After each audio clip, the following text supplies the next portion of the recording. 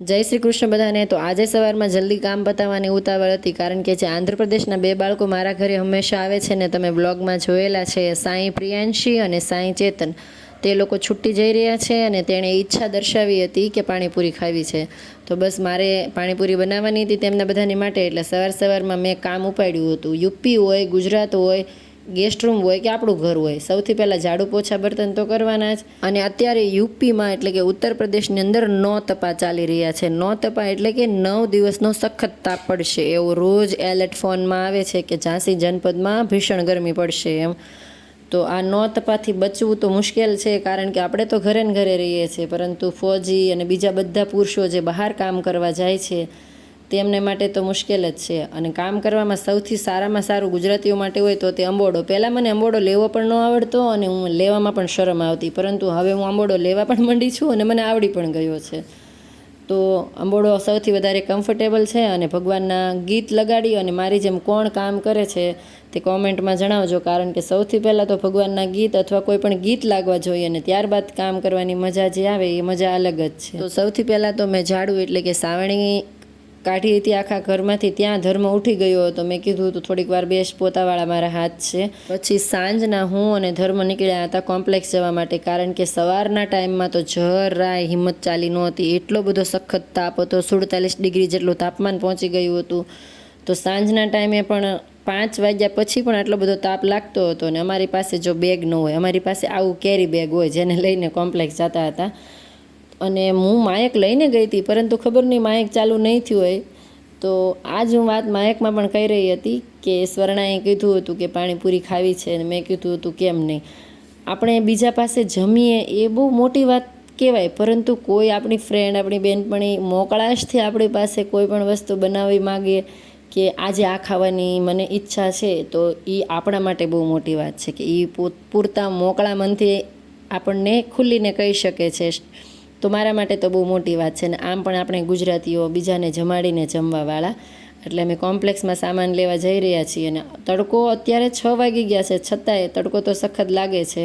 અને કોમ્પ્લેક્સ એટલે શું? તો કોમ્પ્લેક્સ એટલે કે આર્મી એરિયાની અંદર એવી બધી દુકાનો હોય છે। એક દુકાન હોય છે ગ્રોસરીની એટલે કે કરિયાણાની, એક દુકાન હોય છે શાકભાજીની, એટીએમ હોય છે, બાર્બર શોપ હોય છે, કટલેરીની શોપ હોય છે, મતલબ તમારા જીવન જરૂરિયાતની બધી શોપ જે આર્મી એરિયામાં હોય તેને અમે કોમ્પ્લેક્સ કહીએ છીએ।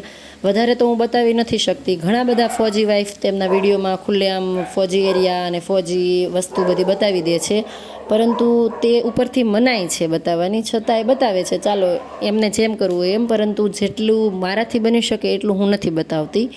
તો કોમ્પ્લેક્સમાં ધર્મભાઈને સાથે લઈ જવાના હતા, એ પાછળ રહી જતો તો હું કહેતી હતી જલ્દી આવ, કારણ કે હજી જઈને વસ્તુ લાવીને મારે બનાવવાની પણ હતી। કોમ્પ્લેક્સમાં ગ્રોસરીની દુકાન બંધ હતી, અમે બહુ વાર રાહ જોઈ, પરંતુ દુકાન તો ખુલ્લી હતી નહીં। ત્યારબાદ મેં અને ધર્મે થોડો વેટ પણ કર્યો, છતાંય નહોતી ખુલ્લી, ને મેં અને ધર્મે પછી ત્યાં વાતો કરવાનું નક્કી કર્યું।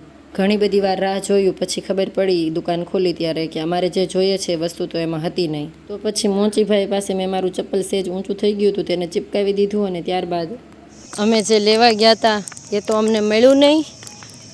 મોટા પાડે હરખમાં ગયા તો ખરા, દુકાન બંધ હતી, રાહ જોઈ, છતાંય મળ્યું તો નહીં। હવે પ્રશ્ન એ છે કે હસબન્ડને કાંઈ વહેલા રજા પડે એમ નથી, નહીંતર બહાર સિવિલમાંથી લાવી દે। અને સ્વર્ણાને કાલે જ રજા ઉપર વયું જવાનું છે। આ બધું તાકડો થયું છે એવું છે બધું, કહેવાય ને દશેરાના દિવસે જ ઘોડું ન દોડ્યું। કે પહેલાં ભાઈ એમ કહેતા હતા હતો એ સામાન, પાણીપુરીના પેકેટ હતા પૂરીના, પરંતુ હવે નથી। ऐसे ऊपर से हाय, हेलो, जय श्री कृष्ण। તો સાંજે જ્યારે હસબન્ડ ઘરે આવ્યા હતા ત્યારે મેં એને તેમને બધી વાત કરી હતી, તો તેણે કીધું કે વાળું પાણી કરી અને હવે હું તમને બજારમાં લઈ જઈ શકું, કારણ કે બીજી વાર તો મને આવો ટાઈમ મળશે નહીં।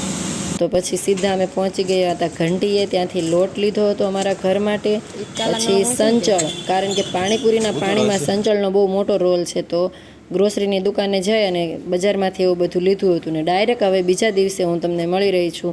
હવે એવું થયું કે કાલે બજારમાં હું હસબન્ડને લઈને સાંજે સ્પેશિયલ સામાન લેવા ગઈ, પરંતુ બટેટા લાવતા ભૂલી ગઈ ને પાણીપુરી 2-3 ઘરે આપવાની છે. સ્વર્ણાના આખાના ઘરને જમવાનું છે પાણીપુરીથી, તો બટેટાની જરૂર હતી અને હું ભૂલી ગઈ. હવે આવા તડકાનો ગયા વગર છૂટક્યો નથી, કારણ કે સાંજે એ લોકોની ટ્રેન છે, બપોરે મારે તેમને પાણીપુરી જમાડી દેવાની છે. એટલે સૌથી પહેલાં તો મેં આવા રીતે હાથના મોજા બોજા પહેરી અને રેડી થઈ હતી. અને ઉપરવાળાનું મને કીધું હતું કે ધર્મ એના ઘરે છે, તો તેણે પણ કીધું હતું કે મારા માટે દૂધ અને ધાણા લેતી આવજે. તો તેમના દૂધ અને ધાણા પહોંચાડ્યા. તેણે ઘરની બહાર એની દીકરીએ બહુ મસ્ત ગણેશજીની પેઇન્ટિંગ બનાવી. કાલે અમે ગયા હતા બજારમાં, પણ હું છતાં આલુ બટેટા ભૂલી ગઈ હતી. તો અત્યારે કોમ્પ્લેક્સ કાળા તડકાનો નો તપા, એક તો અત્યારે ઓલી શું કહેવાય એલર્ટ ચાલે છે આ લોકોનો નો તપા એટલે 9 દિવસ એવા ગરમીના જેમાં સૌથી વધારે ભીષણ તાપ એટલે કે ગરમી પડશે. તો 9 દિવસના એલર્ટ છે, નો તપા ચાલે છે. તો એમાંનો આજે બીજો દિવસ છે. તો એમાં હું તડકાની કોમ્પ્લેક્સ ગઈ હતી આલુ ને એવું બધું લેવા. કાલે સાંજે અમે આખું ફેમિલી બહાર ગયું હતું બધી વસ્તુ લેવા માટે, પરંતુ હું ભૂલી ગઈ બટેટા લાવતા.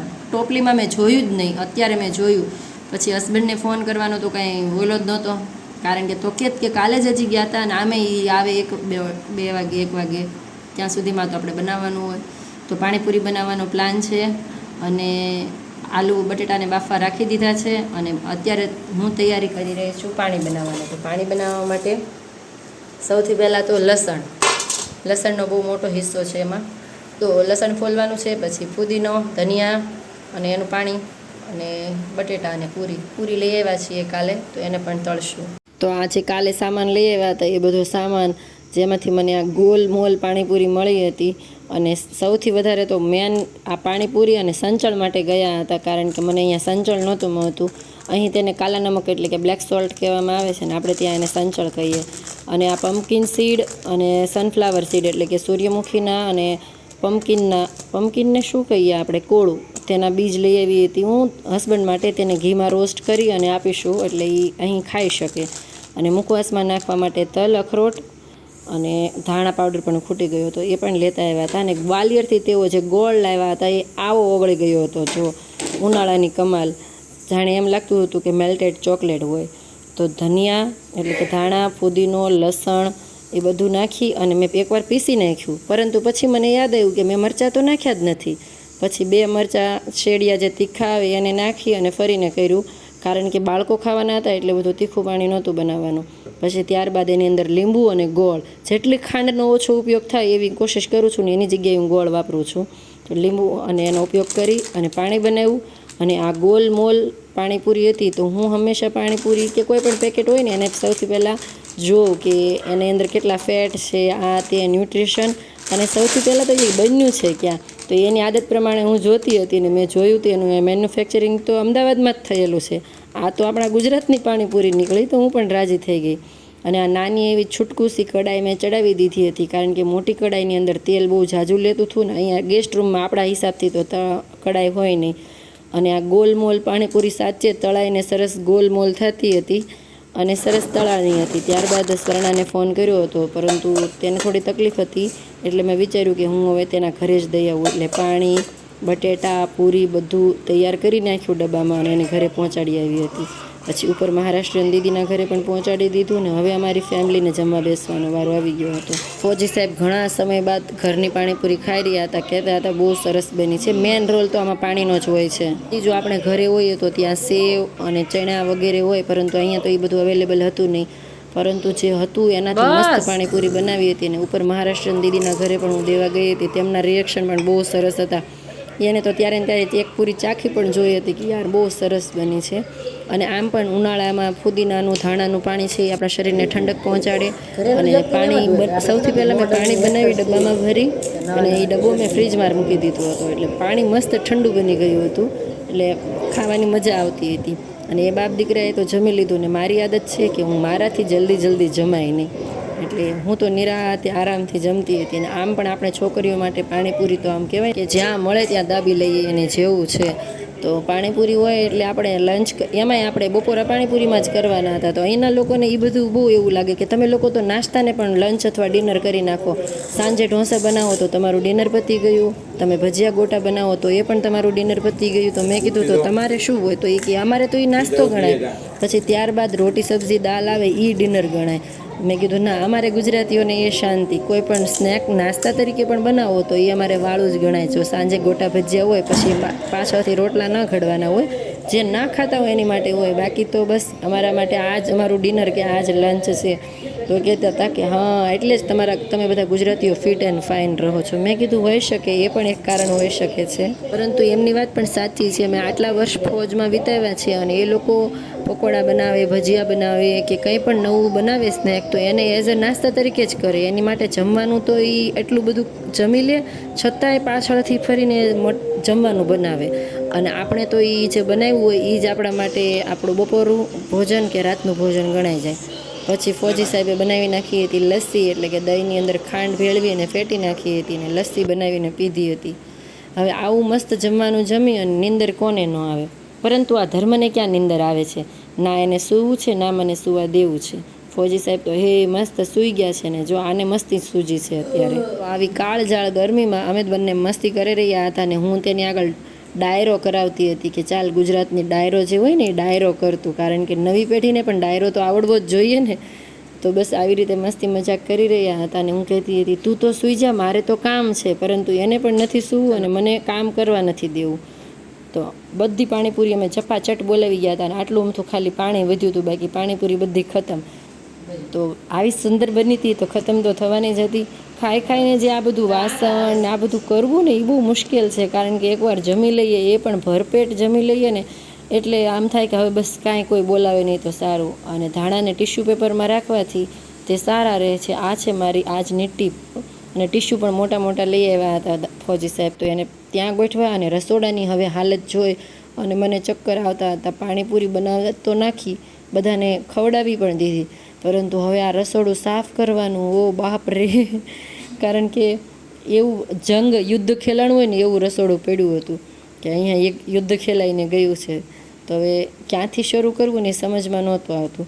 ત્યાં ધર્મ આવતો હતો, અમ્મા. મેં કીધું ચાલ ભાઈ હું સૂઈ જાઉં અને તું આ બધું કરી નાખ. તો કહેતો હતો હું કરીશ. ખુરશી લાવી અને પોતે કરવાનું બધું વિચારતો હતો. મેં કીધું સૂવાના દિવસો છે ભાઈ, સૂઈ જા, જો આને સૂવું નથી. તો એક વાત તમે કોમેન્ટમાં જરૂર જણાવજો કે અહીંની મારી બધી ફ્રેન્ડ એમ કહે છે કે અમે ફ્રેન્ડશિપ તો નિભાવીએ છીએ, દરેક વિડીયોને લાઇક કરી દઈએ છીએ, પરંતુ હરામ બરાબર મને તમારી ગુજરાતીમાં કાંઈ સમજમાં આવતું હોય તો પ્લીઝ હિન્દીમાં વિડીયો બનાવો. મેં કીધું ના, મેં તો પહેલેથી ગુજરાતીમાં બનાવ્યા છે તો ગુજરાતીમાં બનાવીશ. પરંતુ તેમનું કહેવાનું હતું કે જો અમે ફ્રેન્ડશિપ નિભાવીએ છીએ ને, ફ્રેન્ડ હોવાના નાતે કાંઈ નથી સમજાતું, છતાંય દરેક વિડીયોને લાઇક કરીએ છીએ, તો તું પણ હવે કંઈક હિન્દીમાં વિડીયો બનાવ તો અમને પણ સમજાય અહીં. મેં કીધું આગળ જોઈ અને વિચારું છું, કારણ કે જોબ, બાળક, એકલી જવાબદારી, હવે આ ગુજરાતી કન્ટેન્ટ ને હવે એમાં તમે મારી ઉપર હિન્દી કન્ટેન્ટ થોપવાની વાત કરો છો, તો એ મારાથી થશે કે નહીં થાય મને ખ્યાલ નથી. કારણ કે મને ખબર છે કે 1-2 મિનિટનો વિડીયો અપલોડ કરવામાં પણ કેટલી બધી મુશ્કેલી છે. એમાં પણ મેં હવે થોડી વાર લોંગ વિડીયો ચાલુ કર્યા છે. તો હવે હિન્દી કન્ટેન્ટ નાખવું તો મુશ્કેલી થાય, પરંતુ તે બધાનું કહેવાનું હતું જેમ ગુજરાતી નાખે છો એમ હિન્દી કન્ટેન્ટ નાખજે. રોજ ના નાખતો કાંઈ નહીં, અઠવાડિયામાં 2 વાર નાખીશ તોય અમે તને જોઈ શકશું. અને મને લાગ્યું કે મારી બિચારી બધી ફ્રેન્ડ, જો એને કાંઈ ગુજરાતી સમજાતું નથી છતાંય એક બેનપણીના નાતે તેઓ લાઈક કરે છે, મારા વિડીયોઝને જોવે છે, તો મેં કીધું હું વિચારીશ. અને પાણીપુરી બનાવવાના ચક્કરમાં હું કપડાં સૂકવતા તો ભૂલી જ ગઈ હતી, એટલે ગરમીના કારણે હું ટાવલ માથે લઈ અને ફરતી હતી. અને હવે બપોર વચ્ચે બધાએ કપડાં લઈ લીધા ત્યારે હું સૂકવવા જઈ રહી હતી, કારણ કે કપડાં સૂકવવાના પડ્યા જ રહ્યા હતા એમના બાથરૂમમાં. બાકી હું કોમ્પ્લેક્સ ચાલી ગઈ હતી પાણીપુરી લાવવા માટે ને પછી બનાવવા માટે. જય શ્રી કૃષ્ણ.